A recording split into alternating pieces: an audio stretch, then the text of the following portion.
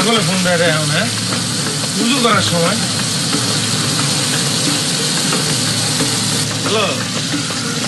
আরে না রে ভাই, ওই যে নামাজ পড়তে আসছি, উজু করতেছি। আরে ওটা ব্যবস্থা তো আমি করবো, সমস্যা নাই। না না না, আমি যে সন্ধ্যার দিকে একসাথে হবো, দেখা করবো তোর সাথে। আচ্ছা ঠিক আছে, হ্যাঁ রাখি। এই এই ভাই, আপনি এটা কোনো কাম করলেন? দেখতেছেন আমি মানুষের উজু করতেছি, আপনি এসে টেপটা বন্ধ করে দিলেন। আরে ভাই, ট্যাপ বন্ধ করবো না তো কি করবো? আপনি এই যে ট্যাপ ছেড়ে দিয়ে মোবাইলে কথা বলতেছেন, পানি অপচয় করতেছেন, তো ট্যাপটা বন্ধ করা ছাড়া আর কোনো উপায় আছে বলেন? আরে ভাই, আমি তো উজু করতেছি, উজুর পানি কি অপচয় হয় নাকি? অবশ্যই অপচয় হয়। আপনি জানেন না অপচয়কারীদেরকে আল্লাহ রাব্বুল আলামিন পছন্দ করেন না? কারণ পবিত্র কোরআনে আল্লাহ রাব্বুল আলামিন বলেছেন অপচয়কারী শয়তানের ভাই। আপনি তো সেই কাজটাই করতেছেন। ভাই আমি তো এটা জানি অপচয়কারী শয়তানের ভাই, কিন্তু সেটা তো খাবারের ক্ষেত্রে, এই উজুর পানির ক্ষেত্রে তো আর বলে নাই। খাবারের ক্ষেত্রে তা ঠিক আছে, কিন্তু পানির ক্ষেত্রে আরো বেশি গুরুত্বপূর্ণ। কারণ পানির অপর নাম হচ্ছে জীবন, আর আপনি সেই পানি অপচয় করতেছেন। আল্লাহ রাসূল সাল্লাল্লাহু আলাইহি সাল্লাম পানি ব্যবহারের ক্ষেত্রে খুবই সতর্কতা অবলম্বন করতে বলেছেন। না না ভাই, এটা কোনোভাবে উচিত না। এই বিষয়ে আপনার একটা হাদিস শুনুন। যে হাদিসটি ইবনে মাজাহ 425 নম্বর হাদিসে উল্লেখ আছে। হযরত আব্দুল্লাহ ইবনে ওমর রাদিয়াল্লাহু আনহু থেকে বর্ণিত।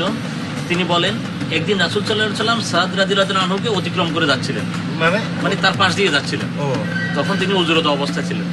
রাসূল সাল্লাল্লাহু আলাইহি সাল্লাম বললেন, কি ব্যাপার, পানি অপচয় হচ্ছে কেন? তখন সাদ রাদিয়াল্লাহু আনহু বললেন, ইয়া রাসূলুল্লাহ, আমি তো উযু করতেছি, এখানে পানির অপচয় হবে কেন?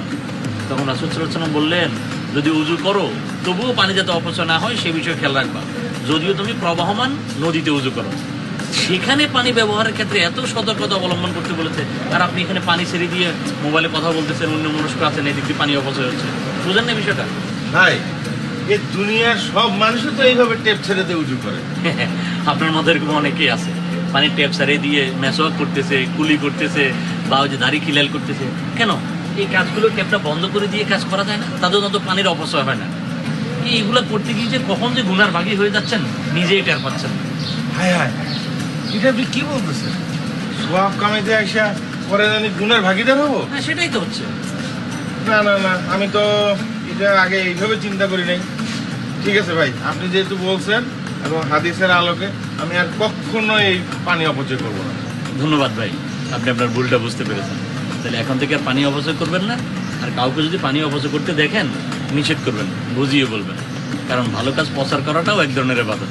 বুঝতে পারছেন? এই জামাতের সময় হয়ে যাচ্ছে, উযু করেন। হ্যাঁ